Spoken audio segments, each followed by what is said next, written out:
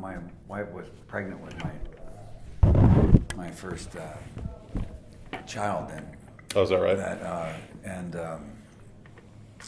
And about 8 months later, we found out she had cancer, and 2 years after that, she died, and I was single parent for a while, and then I remarried and stuff. But I had a stretch where I just had other things to deal with, Yeah. which weren't our first choice, but they weren't all. There were blessings in them. and when I came back, I did a show with Frank Zappa's two oldest kids, Moon and Dweezil. They were cool. I loved the Zappas. But the show itself the network was clueless as to what it was about these guys. It didn't make an interesting show. They just thought Dweezil was another Kirk Cameron and Moon was somehow along for the ride, And so I just said, well, what made me think I just kind of dropped out of all of that and then got into that mosaic and those possibilities. And so it took a while to get, eventually my appetite came back and my stash ran out. Yeah. And I started working on, working again. But this was just a sweet thing to come down the pike with. Oh yeah, absolutely. Connections with Elliot and Matt and just the whole thing about it. It's like, well, there was such by the way, hi everybody, Mark here once again with the great Max Gail. And seriously, Max, it's a treat for me to be able to talk to you because I've been a big fan of your work for a lot of years. And when I found out that this film was going to be here and that you were going to be here, I was particularly excited. I've enjoyed seeing you, like you were saying, pop up in little things here and there. Like when we saw you in 42, I thought it was great, seeing you pop up in that film. Cool project. And a great role to play, Yeah. So, but being in something like this, like we said before, there is a richness to this character. Little things like hearing you, recite Whitman and things like that. That's just got to be those moments. I'm sure are like the kind of things that you live for as an actor. You really, that's what you want from a character. Yeah, there was a lot to explore and find in there, and Matt had a real openness to. So we brought in other things. I felt, for instance, that there was a lot of emphasis on the kind of push out performance part of teaching, but I don't think that's really what I did. Teach for a couple of years and right out of college, helped me stay out of Vietnam. Yeah. At the time, it seemed like a good choice, but so I was aware of a guy named Parker Palmer who's written wonderfully about the teaching and teaching experience, and so we brought in a lot of stuff. There was a great openness to just bring in stuff and see what we find, underneath Sean, and a lot of it showed up in the movie. Yeah. So. Well, and plus, like my mother's was a teacher for 36 years, so I appreciated that aspect of the film as well. But yeah, I love how your character, like you say, it doesn't really force a lot of those aspects on you, but there is that hint there of this is a guy who is obviously very well read, who knows what he's talking about, and I think in some ways because of your interaction with Coleman, because you know so much of what you're talking about, that can get to be annoying to people on a certain level, because they can't relate to you in that sense, and that's where that barrier comes from. Yeah, and I think the fact that at that time he was teaching, he loved the students, so he was kind of a celebrity in a way in a college atmosphere, and I'm sure that there were whatever amount that he flirted or however far he might have taken it with the temptations that were there, whatever that was, can be just like my kids. Somebody would. My kids all came after Barney Miller, but being in an airplane or a restaurant or something, and people come up and want to talk, and then they were like, So I think that.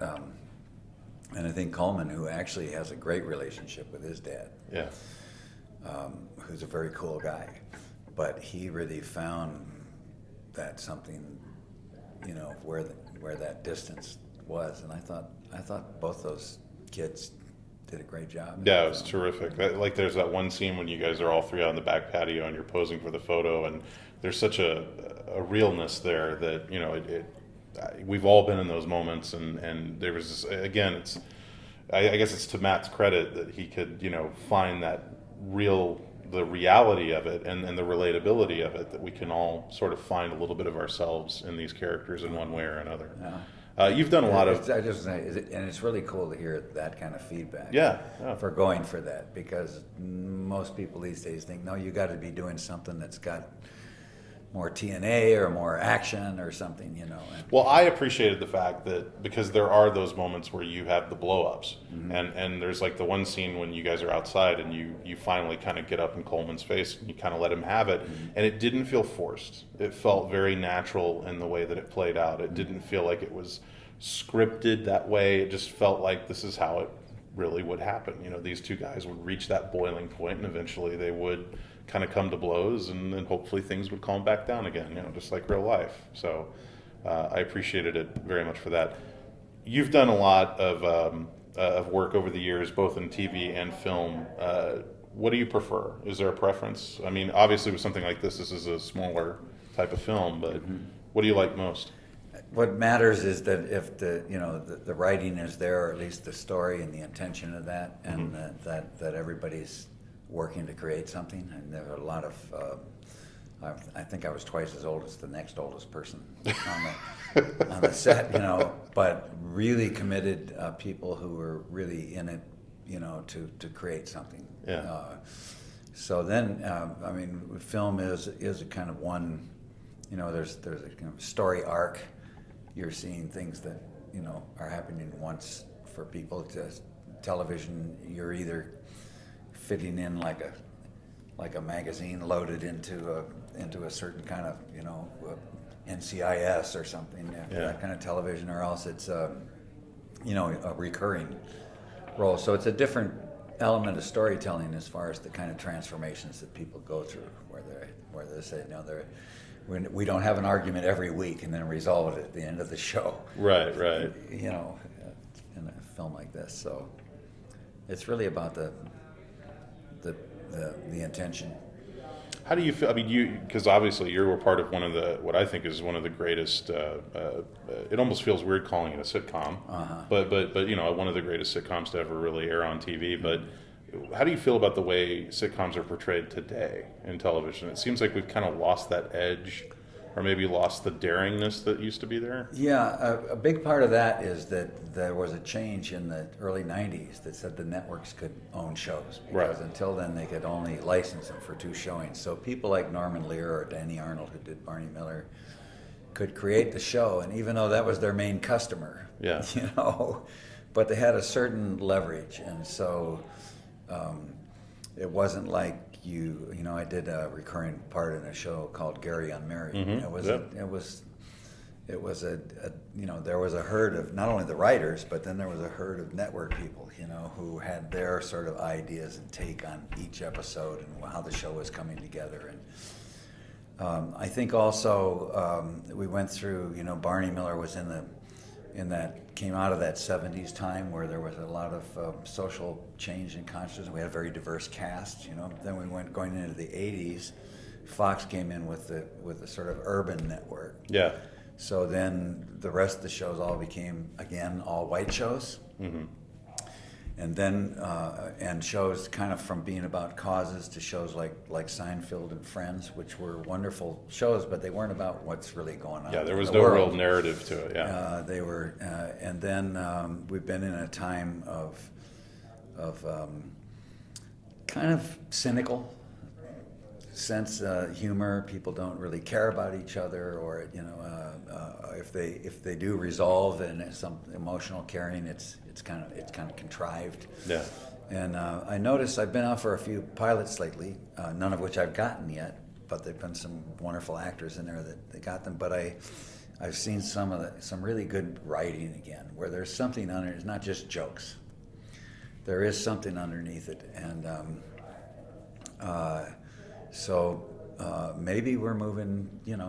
All things go through cycles. Oh yeah, it's absolutely. A neat form for, if I can ramble on for a little more. There was a time when I was down in Bali, where they have a thing called Barong Theater. It's a theater tradition that's kind of like Commedia dell'arte, coming out of Italian theater. Yeah.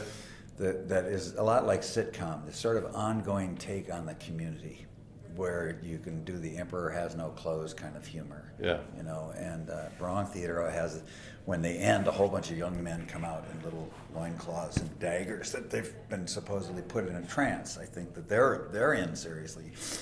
And so it's almost like the jets flying over the air show, you know, suddenly from biplanes, it's and then the holy men come out and sprinkle them with holy water, and they come out of their spells and everybody's happy. You know? So there's that, where do you get the lows and the highs emotionally and thematically? And I think that sitcom form has great potential for that. Yeah.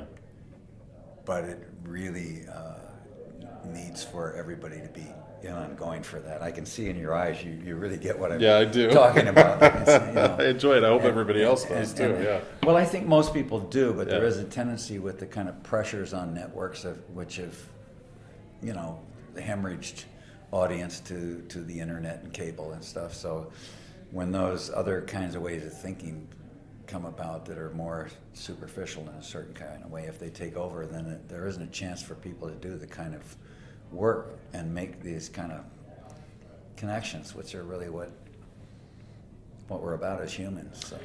I think this is one of my favorite things that you've ever done, and I'm just kind of curious, and this will be my last question, is there a role that you did in your career that maybe you felt was not seen enough, or that you wish more people had had a chance to really embrace it? Oh, that's a really good question. I don't really feel, I mean, I feel I had a great opportunity with Barney Miller because there's such good writing and such good people to work with and learn from and with. I've done a lot of other things that have been more,